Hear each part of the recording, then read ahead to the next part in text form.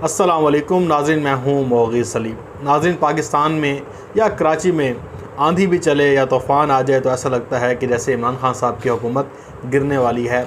ये हमारे opposition mindset और पाकिस्तान के मीडिया का माइंडसेट है, और आम लोगों का भी जो मुस्लिम लीग नून या पीपल्स पार्टी से या यूँ कह लें कि पीडीएम से जिनका ताल्लुक़ है, वो समझते हैं कि ऐसे पत्ता भी हिला है तो इमरान खान साहब की हुकूमत जाने वाली है। जहांगीर तरीन साहब के हवाले से उनके ग्रुप के बाकायदा ऐलान के बाद पूरे पाकिस्तान में एक यूँ समझ लें कि क़यास राइयों की और तज़ियाकारों की और तज़िये देने की बड़ी भरमार हुई। ऐसा लगा कि जैसे इमरान खान साहब की हुकूमत आज ही गिर जाएगी, और पूरे पाकिस्तान में एक हलचल मच गई कि जहांगीर तरीन साहब ने अपने ग्रुप का ऐलान कर दिया है। पहली बात तो यह है कि ये ग्रुप आपको पता है कि 3-4 माह पहले का बना हुआ ग्रुप है, ये आज का ग्रुप नहीं है। लेकिन पंजाब असम्बली और कौमी असम्बली में पार्लिमानी लीडर्स के अनाउंसमेंट के बाद थोड़ी सी हाइप इसको मिली कि जनाब ये तो अब असम्बली में अपना रोल अदा करेंगे। इसका मतलब क्या था? इसका मतलब ये था, पैगाम था कि बजट पास होना है पंजाब असम्बली से भी और कौमी असम्बली से भी। जहांगीर तरीन साहब, बहुत से लोग उनकी हमायत करते हैं, लेकिन मेरी शुरू से यही पोजीशन रही है कि जहांगीर तरीन साहब ब्लैकमेल कर रहे हैं और बहुत ज़्यादा ब्लैकमेल कर रहे हैं। ये आहिस्ता आहिस्ता चोट लगाते हैं, फिर सुबह आके बयान देते हैं जी मेरा तो इमरान खान साहब लीडर है, मैं इमरान खान साहब के साथ रहूँगा, जीना मरना मेरा उसके साथ है। लेकिन ये जहांगीर तरीन साहब, आपने देखा कि जब भी इन्होंने चोट मारी है तो बड़ी ज़बरदस्त तरीके से मारी है, जिससे काफ़ी दूर तक उसकी जो चोट की आवाज़ है वो सुनाई दी गई है। अब पार्लिमानी लीडर्स का असल में अनाउंसमेंट क्यों थी? इसलिए थी कि ये एक बावर कराना था कि पंजाब से और कौमी असम्बली से बजट पास नहीं होने दिया जाएगा, और किसी भी हुकूमत के लिए बजट पास कराने का मरला जो है बड़ा अहम होता है।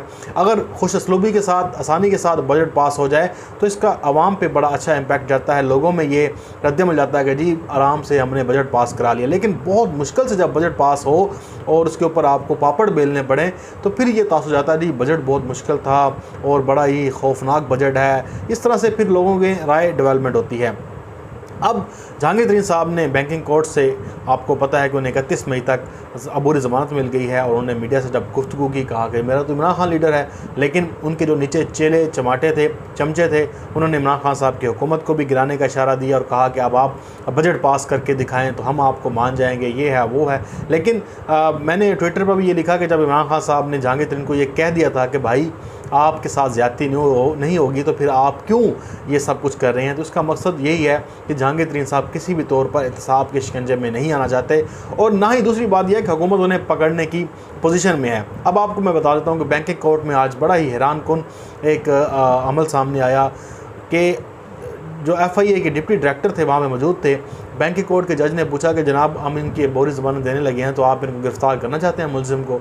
तो डिप्टी डायरेक्टर ने कहा कि फ़िलहाल ऐसे चुप करके खामोश हो गए। उन्होंने कहा कि जब भी इन्वेस्टिगेशन जारी है तो इसका क्या मतलब था? अगर होता ये कि डिप्टी डायरेक्टर कहता जी हम इसकी मुखालफत करते हैं अबूरी ज़मानत की, हम अभी गिरफ़्तार कर लेंगे, तो ऐसा बिल्कुल चक्कर ही नहीं था। जहांगीर तरीन साहब को हुकूमत गिरफ़्तार करना ही नहीं चाहती।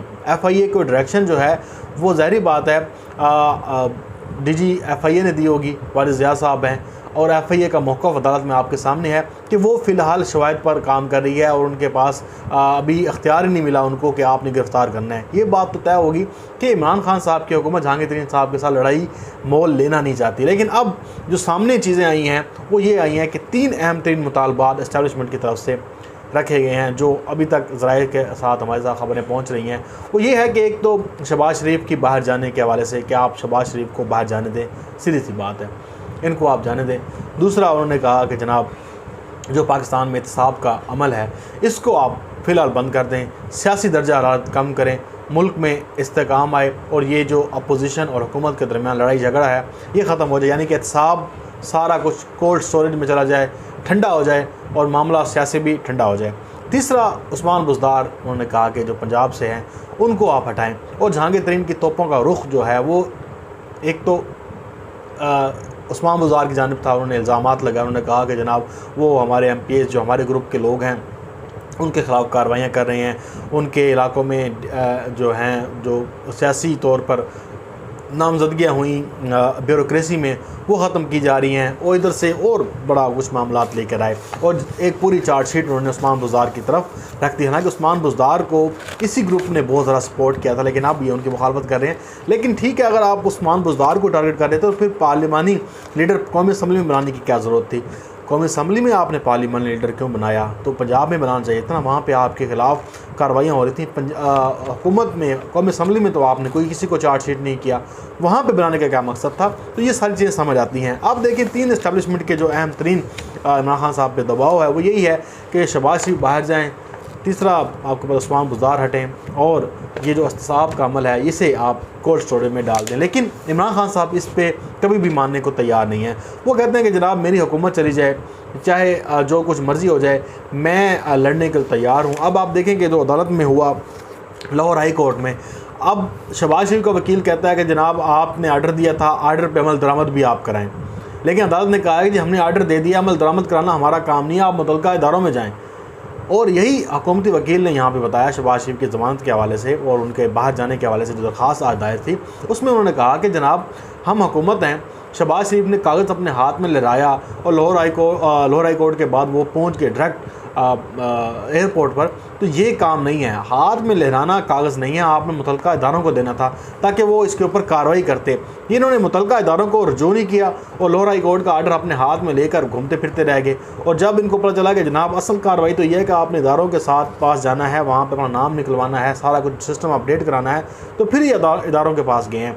तो यानी कि अब आप देखें कि लाहौर हाई कोर्ट से ये किस हद तक अब भीख मांग रहे हैं कि जनाब आपने एक तो ऑर्डर दिया है, अब उसके ऊपर अमल दरामद भी आपने कराना है। लेकिन ये अभी आप यूँ कह लें कि अभी मामला अदालत में है, अभी आप नहीं कह सकते कि लाहौर हाई कोर्ट कोई कह रहा थी लाहौर हाई कोर्ट ने जो जनाब शहबाज शरीफ के परखच्चे उड़ा दिए, तो ये कर दिया वो कर दिया, ऐसा बिल्कुल नहीं है। इनके रिमार्क्स और होते हैं और जब फैसला आता है तो वो अलग होता है। ये हमारे सामने मिसालें हमारे सामने मौजूद हैं। एक और जो खबर जहांगीर तरीन के हवाले से है कि केपी में जो उन्होंने डेरे डाले हैं, और राजा रियाज़ कह रहा है कि केपी में भी उनके एक ग्रुप बनने जा रहा है और उसके लिए उनकी जोड़ तोड़ भी जा रहे हैं। 5 अरकान कौमी असम्बली के हवाले से दावा किया गया है कि जहांगीर तरीन साहब के साथ वो साथ देने को तैयार हैं। 5 कौमी असम्बली के अरकान और इसके अलावा पंजाब सूबाई असम्बली के अलग से हैं। अब आप देखें कि जहांगीर तरीन साहब की ये ब्लैकमेलिंग असल में वजह क्या समझ आती है? 2-3 समझ आती हैं। एक तो ये है कि जहांगीर तरीन साहब कहते हैं कि मेरे ऊपर जो एहतसाब की आपने छड़ी लगाई हुई है वो बंद कर दी जाए।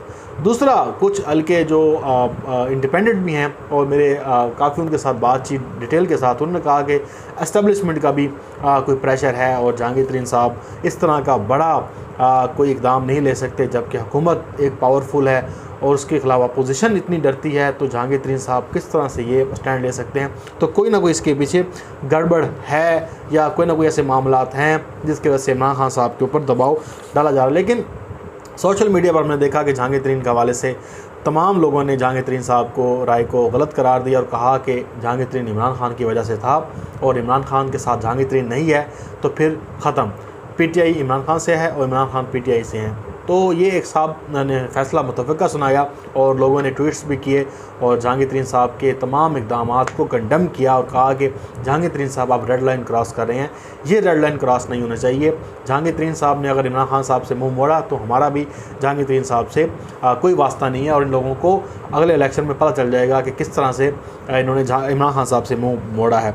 तो ये सारा मामला है अब तक की सूरत हाल है और मेरा मानना यह है कि जहांगीर तरीन साहब बहुत ज़्यादा प्रेशराइज़ कर रहे हैं इमरान खान साहब को और इमरान खान साहब ने इसके ऊपर रिपोर्ट मंगवाई हुई है प्राइम मिनिस्टर हाउस में और रिपोर्ट आने के बाद इमरान खान साहब ने फैसला करना है कि अब अगला लाए अमल क्या है और यही अब अगले चंद दिनों में ये बात वाज़े हो जाएगी कि इमरान खान साहब की हुकूमत क्या करने वाली है, क्योंकि अब प्रेशर बहुत ज़्यादा बढ़ता जा रहा है। अपना बहुत सारा ख्याल रखिएगा, मुझे दुआ में याद रखें। अल्लाह हाफ़िज़। पाकिस्तान जिंदाबाद।